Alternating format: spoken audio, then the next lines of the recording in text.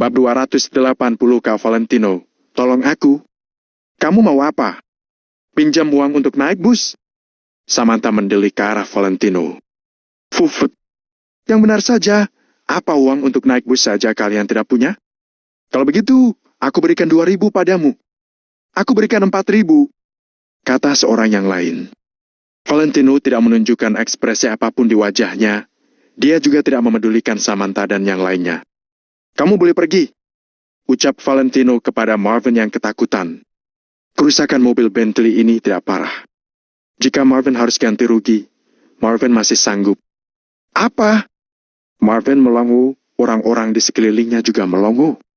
Valentino malah menyuruh Marvin pergi. Apakah begini cara Valentino menyelesaikan masalah? Valentino, kamu bodoh, ya?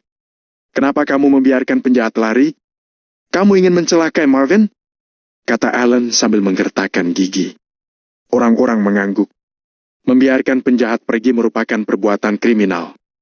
Terlebih lagi, belum tentu pemilik mobil Bentley ini terima. Jika Marvin kabur, si pemilik mobil pasti akan membuat perhitungan dengannya. Iya. Kamu kira kamu siapa? Apakah ini caramu untuk menyelesaikan masalah? Bisakah kamu tidak pamer kecerdasan di sini? Kata Samantha dengan dingin. Sementara itu, Marvin sudah sangat ketakutan.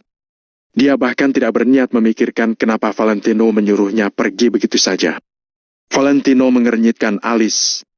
Awalnya dia ingin menyuruh mereka semua pergi agar dirinya bisa masuk ke dalam mobil. Namun, orang-orang ini sama sekali tidak mau. Kenapa mereka tidak dapat mengerti kebaikan orang lain? Bagaimana menurutmu? Valentino menoleh ke arah Jenny. Jenny terdiam sebentar, lalu menjawab. Kita teman satu sekolah, biarkan mereka pergi. Valentino mengangguk, lalu berkata pada teman-temannya. Aku kenal dengan pemilik mobil Bentley ini. Kalian bisa pergi, aku akan bicara dengannya. Saat mendengar perkataan ini, Alan dan yang lainnya melongo. Valentino bilang dia kenal dengan pemilik mobil ini. Dia bercanda. Orang yang memiliki mobil semewah ini pasti kaya raya. Valentino kenal dengan si pemilik mobil yang kaya raya dan akan bicara dengannya. Jangankan Alan dan teman-teman lain, Felice saja tidak percaya. Lagi pula, kata kaya raya jauh dari kamus mereka. Mereka yang mendengar perkataan Valentino terkejut. Apalagi Marvin, dia melihat Valentino dengan tatapan penuh harap serta wajah antusias. Jika Valentino mau membantu Marvin bicara dengan pemilik mobil ini, dia tidak perlu bayar ganti rugi. Pemikiran ini membuat Marvin ingin berlutut di hadapan Valentino. Oh, bukan, Kak Valentino. Tolong selamatkan aku mohon. Ucap Marvin seraya mendekati Valentino. Marvin, kamu sudah gila. Kamu percaya dengan kata-katanya? Tanya Alan sambil menggertakkan gigi. Alan tidak tahan melihat anak buahnya memanggil Valentino dengan sebutan Kak. Marvin menghentikan langkahnya dan baru mulai tersadar setelah mendengar perkataan Alan. Benar juga, kenapa aku begitu percaya pada perkataan Valentino. Jika dia benar-benar mengenal orang kaya itu, kenapa dia pulang dengan bus?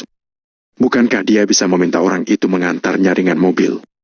Harapan Marvin langsung musnah. Kamu kira kami bodoh?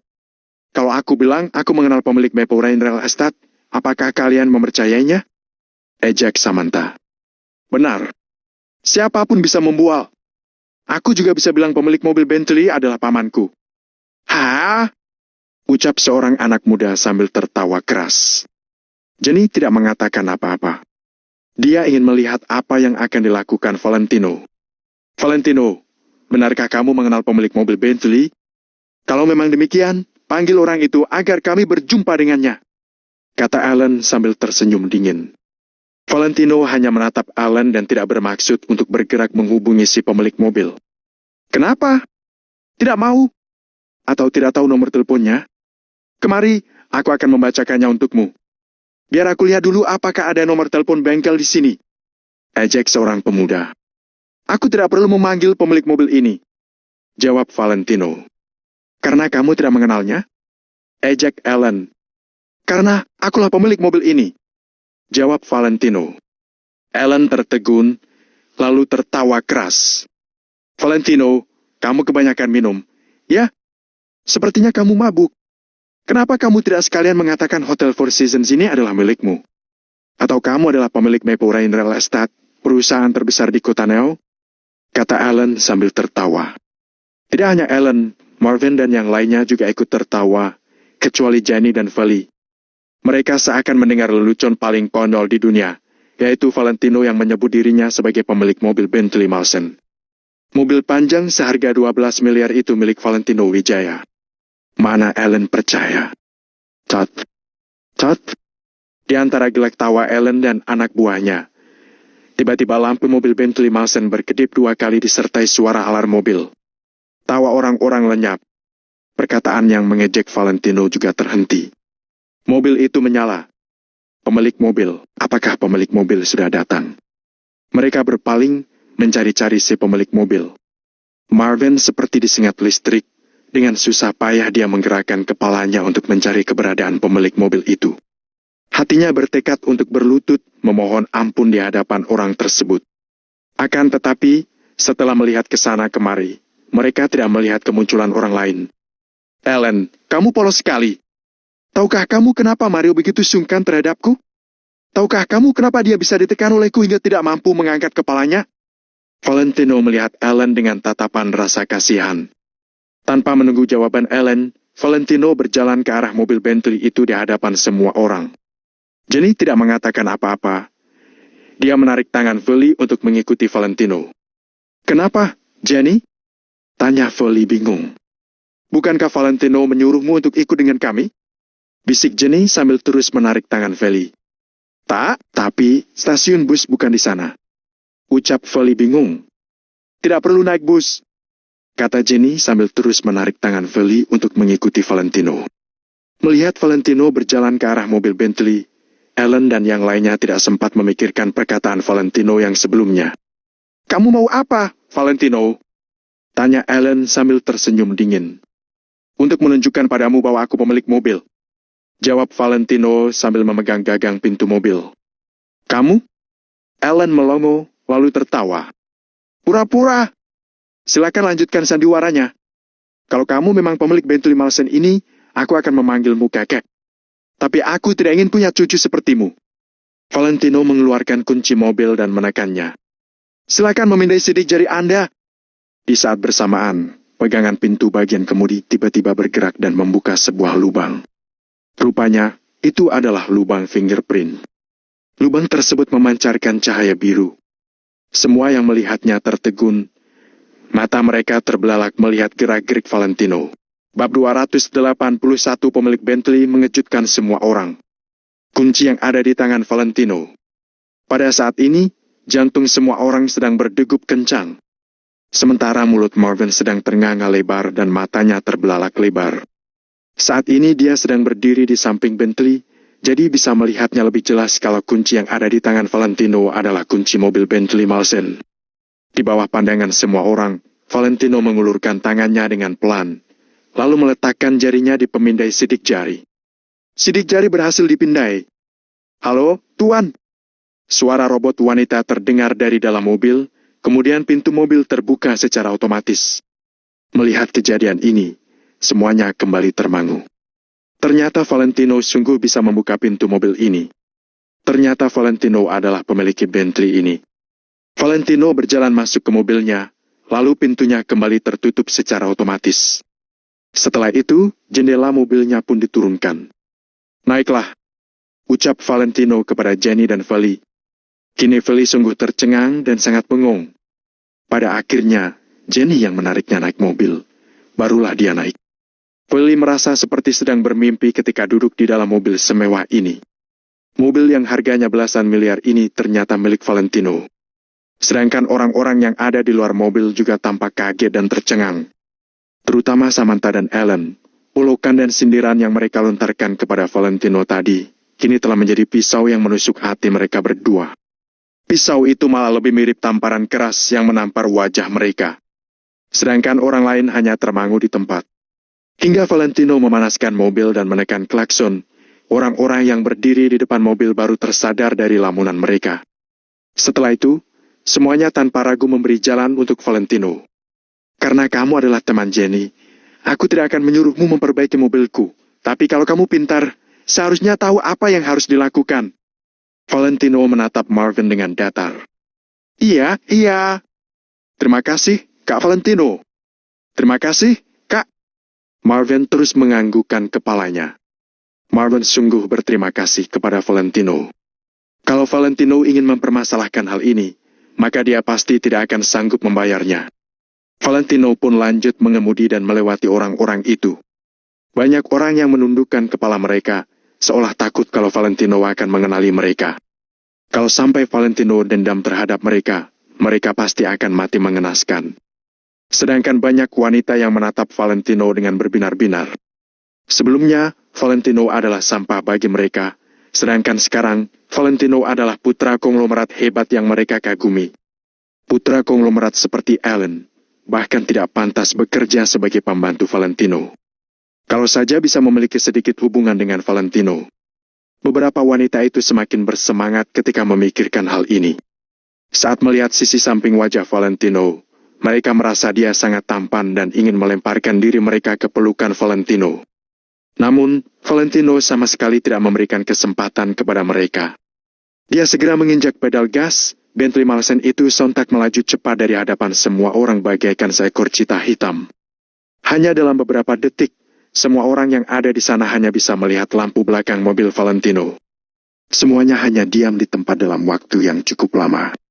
Setiap orang yang ada di sana terus memikirkan kejadian tadi. Semakin dipikir, mereka semakin tercengang. Tampaknya, Valentino tidak sesederhana yang dikatakan Alan. Mobil yang dikendarai Valentino adalah Bentley Malsen.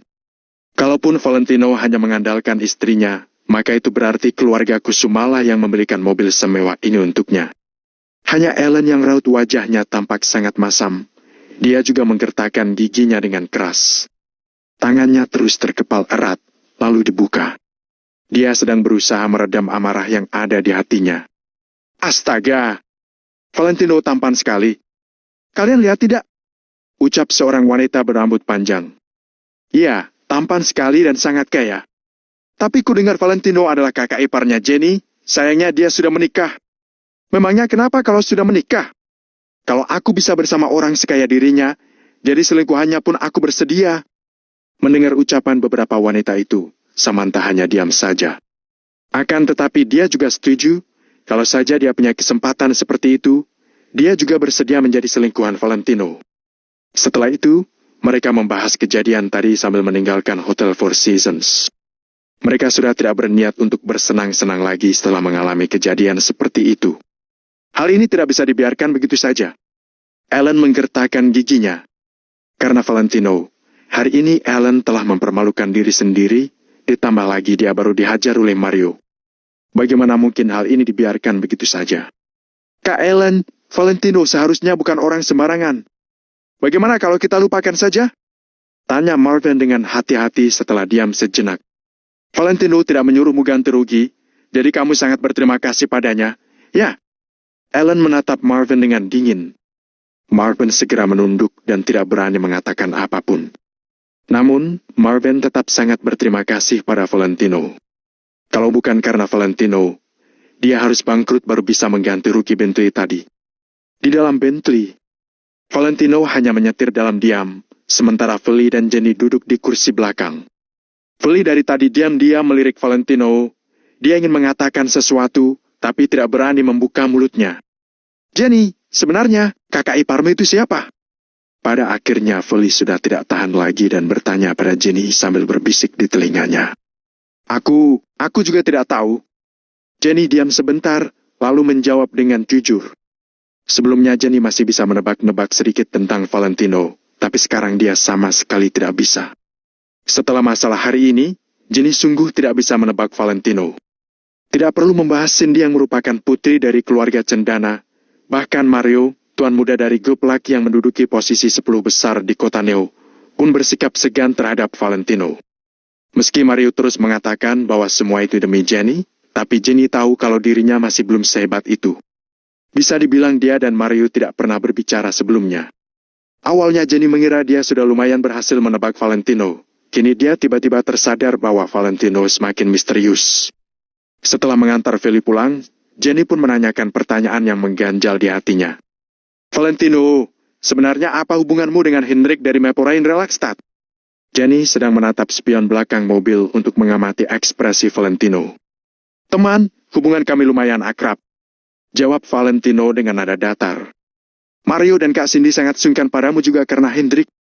Tanya Jenny lagi. Iya, jawab Valentino. Jenny menatap Valentino dengan penuh curiga, tapi tidak mengatakan apapun lagi.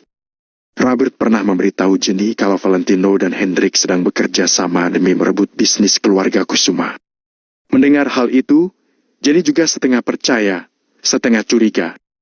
Namun, semua itu harus dilihat dari gerak-gerik Valentino. Kalau Valentino menunjukkan bahwa dia ingin merebut grup Kusuma, maka Jenny akan menjadi orang pertama yang menolaknya. Di rumah Mario. Sesampainya di rumah, Mario melaporkan kejadian hari ini dengan rinci kepada ayahnya, Andreas lagi. Bab 282 Harimau Ganas yang Tersembunyi. Tampaknya, perubahan yang dialami geng Black Tiger dan grup Kingston ada hubungannya dengan Valentino. Tapi itu adalah grup Kingston. Kekuatan sehebat apa yang bisa melakukan hal ini? Andreas menghela napas panjang. Hanya orang sepertinya yang sudah lama berkecimpung dalam dunia bisnis di kota Neo baru tahu seberapa mengerikan grup Kingston itu. Ketika grup Kingston masih dalam masa kejayaannya, mereka adalah salah satu perusahaan besar yang memasuki 10 besar di kota Neo. Luis pun menjalani hari-hari dengan senang. Dia juga memiliki banyak koneksi di kota Neo, bahkan Maple Rain Relaxstad juga memiliki hubungan yang baik dengannya. Siapa yang bisa menyangka, hanya dalam waktu 1 malam bisa terjadi perubahan sebesar itu. Luis lebih tidak menyangka, bisnis yang telah dia bangun selama hidupnya, ternyata dihancurkan oleh putranya sendiri, Ryan Kingston. Sedangkan hal itu telah membuktikan kehebatan Valentino. Iya, ya. Valentino sungguh misterius, identitasnya pasti tidak sesederhana itu. Ucap Mario sambil mengangguk setuju. Pebisnis mengejar keuntungan dan pejabat mengejar kekuasaan. Sementara ada tipe lain yang tidak mengejar ketenaran dan keuntungan, tapi bisa mendapatkan sesuatu dengan mudah. Ayah dan Luis adalah pebisnis yang mengejar keuntungan. Karena kami berpikir begitu ada uang, maka mereka bisa memiliki segalanya. Padahal, di hadapan kekuatan yang sebenarnya, uang bukanlah apa-apa. Andreas kembali menghela napas panjang. Ketika tiba di posisi seperti ini, dia juga mengetahui banyak hal yang tidak diketahui orang biasa. Ada banyak kekuatan yang disembunyikan. Biasanya tidak akan diperlihatkan ke publik, tapi begitu ada sesuatu, kekuatan tersebut bisa menghancurkan kekuatan yang bisa terlihat jelas oleh publik. Valentino adalah seekor harimau ganas yang tersembunyi di kota Neo. Ayah, apa yang harus kita lakukan selanjutnya? Tanya Mario. Yang kamu lakukan hari ini sudah benar. Kita harus mencari kesempatan sebanyak mungkin untuk menunjukkan ketulusan pada Valentino. Valentino memegang kekuasaan, tapi dia bisa terus diam dan tidak sombong.